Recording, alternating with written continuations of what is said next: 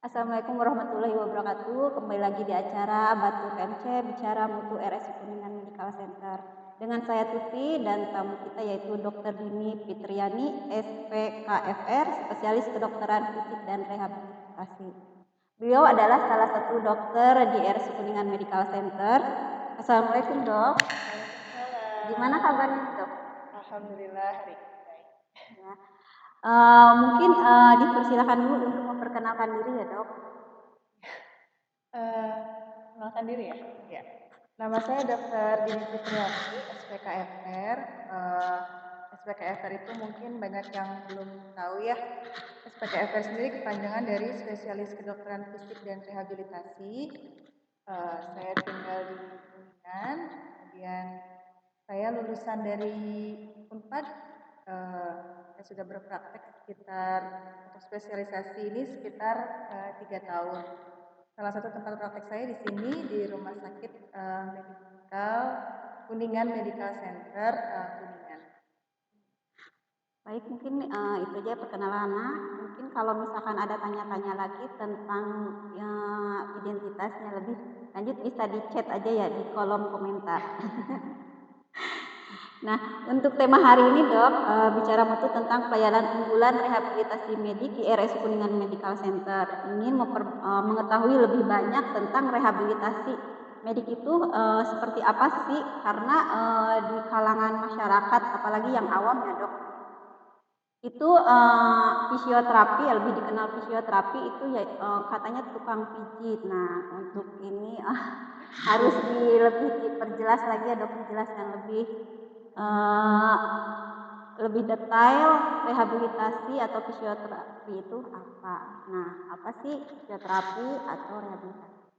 Sebetulnya rehabilitasi medik itu adalah sebuah tim ya. Jadi rehabilitasi medik itu adalah tim yang terdiri dari dokter. Dokternya kita sebut dengan dokter SPKFR. Untuk di RS ini saya sebagai dokternya. Kemudian kami ada tim fisioterapis. Jadi untuk ilmunya fisioterapi, untuk orangnya kita sebut dengan fisioterapis.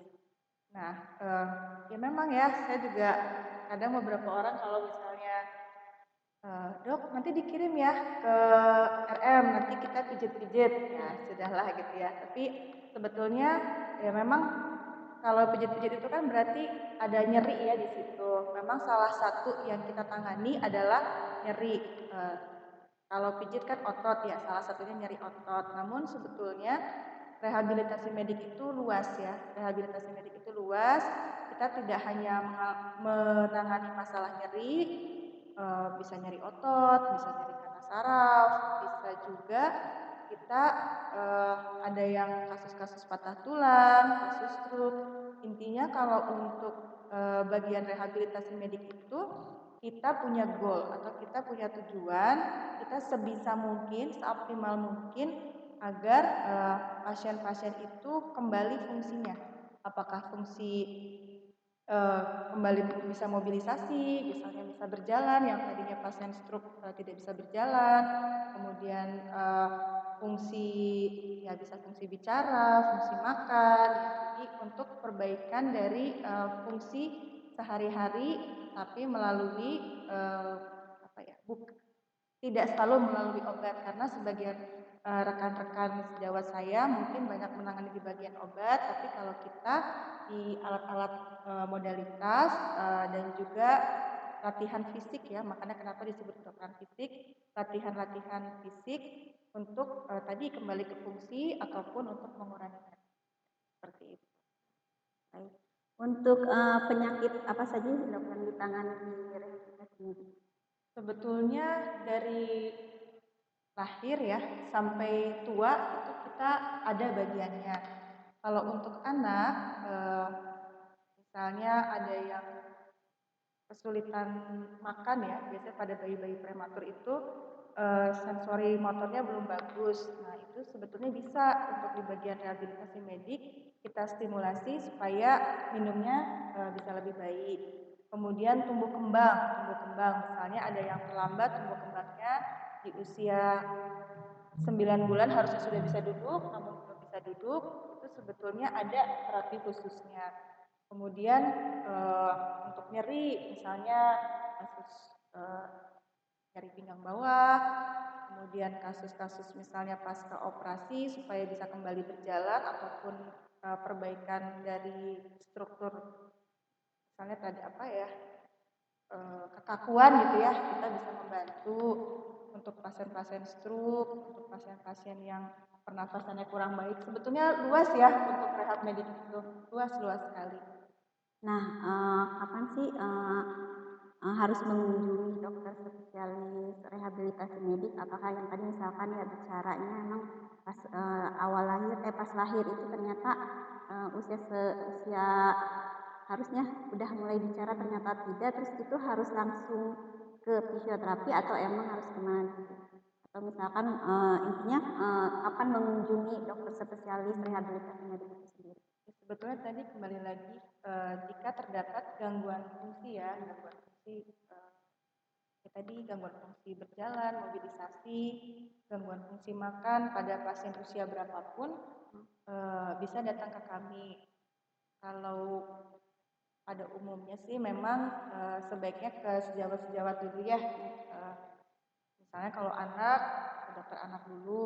Biasanya kan ada penyakit-penyakit yang memang harus ditangani dulu penyakit pertamanya. Misalnya apakah terlambat perkembangannya karena ada epilepsi. Jadi nanti kita berkolaborasi supaya kejangnya stabil. Nanti kita bantu untuk terapinya, terapi perkembangannya. Dan juga untuk pasien-pasien nyeri biasanya kita berkolaborasi dengan teman-teman sejawat saraf, kemudian ortopedi, penyakit dalam untuk menangani kasus-kasus nyeri. Nah dok, di rumah sakit Kuningan Medical Center ini kan banyak banget pasien-pasien yang datang ya dok. Dari mulai terutama di tahun ini dok, di tahun 2024 itu trennya meningkat terus pasien-pasien poli rehabilitasi medik ini. Nah, pasien apa sih dok yang paling banyak datang ke poli rehabilitasi dengan penyakit apa? Sejauh ini untuk pasien yang banyak datang itu nyeri pinggang bawah, kemudian pengapuran lutut, dan pasien stroke. Yang paling banyak 3 itu. Berarti nyeri pinggang itu maksudnya lebih ke arah nyeri pinggang tuh kalau bahasa awam, kalau itunya berarti penyakit apa dok? Nyeri pinggang, kalau nyeri pinggang ya itu dari sini, dari di bawah iga sampai ke area bokong, kita nyebutnya nyeri pinggang. Sama dengan low back kan? Itu bahasa Inggrisnya. Oh, Kalau bahasa Indonesianya nyeri pinggang nyeri bawah, pinggang kalau bawah. kita rubah jadi bahasa Inggris low back pain. Low back pain. Ya, Oh iya. Karena kita di Indonesia ya dok, jadi nyeri pinggang. boleh, sama aja. Nah, itu yang tadi yang dikatakan dokter paling besar, paling banyak ya dok yang berkunjung itu ternyata nyeri pinggang bawah. Itu penyebabnya apa ya dok? Dari pinggang bawah itu penyebabnya macam-macam ya. Bisa dari otot. Karena nyeri otot di situ kemudian menimbulkan nyeri karena kram otot ya. Bisa dari ada saraf yang kejepit. Bisa dari ada tulang yang bengkok, bergeser, atau ada yang ekstrim memang ada tumor di daerah itu. Ya bermacam-macam sih penyebabnya. Gejalanya itu sendiri apa? Gejalanya bisa ada nyeri di pinggangnya tersendiri ataupun bahkan sampai menjalar sampai ke kaki. Jadi ada ditambah dengan kesemutan, kemudian kebas, itu ya bisa ya. Tergantung tadi dari penyebabnya dan sudah sampai sejauh mana terkena dari nyeri pinggang. Tapi kalau udah kronis ya dok, berarti lebih banyak gejalanya. Nggak tentu. Kalau kronis itu kan berarti penyakitnya sudah lebih dari 6 bulan ya. Kalau kronis itu ya macam-macam ya. Bisa karena tidak ditangani dengan baik di awal, ataupun bisa karena pasiennya cuek ya biasanya. Itu kalau belum nyeri banget mah saya belum mencari petugas kesehatan gitu ya biasanya. Biasanya didiamin obat lama, aja ya dok. ya ada yang diobatin, ada yang tidak gitu ya. Ataupun memang karena ya pola hidupnya masih mau tidak mau gitu ya, menjadi penyebab dari dari nyeri pinggangnya. Ya misalnya kan kayak petani di sawah mau tidak mau kan banyak cangkul, kemudian beban di pinggang tinggi, maka penyakitnya bisa berlanjut menjadi kronis. Baik, Dok. Untuk pencegahan atau emang penanganan itu sendiri seperti apa, Dok, untuk pasien yang nyeri pinggang? Kalau untuk pasien nyeri pinggang itu tadi kembali lagi ke penyebabnya, terutama banyak ya kasus-kasus saraf kejepit ini tadi karena membungkuk lama atau membungkuk berulang-ulang ya. Kalau berdiri lama? Kalau berdiri lama sih enggak ya. Jadi ada yang bisa kita hindari, ada yang tidak. Kalau yang tidak bisa kita hindari, contohnya karena faktor usia, karena ada pengapuran di situ gitu ya, atau ya punten kalau misalnya ada kecelakaan terjadi rusak di tulang belakang gitu, jadi ada yang tidak bisa kita hindari. Tapi kalau ada yang bisa kita hindari itu, contohnya dari aktivitas kita sehari-hari lah ya. Contohnya dari mengambil barang, lebih baik kita berjongkok dibandingkan dengan membungkuk.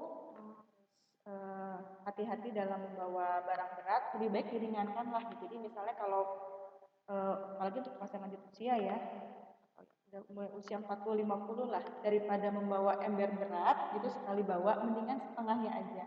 Jadi mengurangi dari beban dulu ya, Dok, ya. Kemudian jangan lupa nih yang penting olahraga. Ya, kita tuh suka males ya olahraga itu, padahal badan itu amanah ya. Jadi olahraga untuk kelenturan tulang pinggang, kemudian untuk kelenturan otot-otot dan penguatan otot perut terutama, sehingga kalau otot perutnya kuat, dia bisa mempertahankan posisi itu supaya tetap baik. Jadi kemungkinan untuk nyeri pinggangnya lebih kecil dibandingkan dengan yang tidak melakukan olahraga. Ya, Dok. Tadi udah banyak banget ya yang disampaikan dari Dokter Dini. Terima kasih banyak ya, Dok, sudah bersedia sudah bersedia datang di acara Batur KMC. Sekarang mungkin kita lebih tahu ya gejala seperti apa, kondisi seperti apa, dan apa yang harus kita lakukan.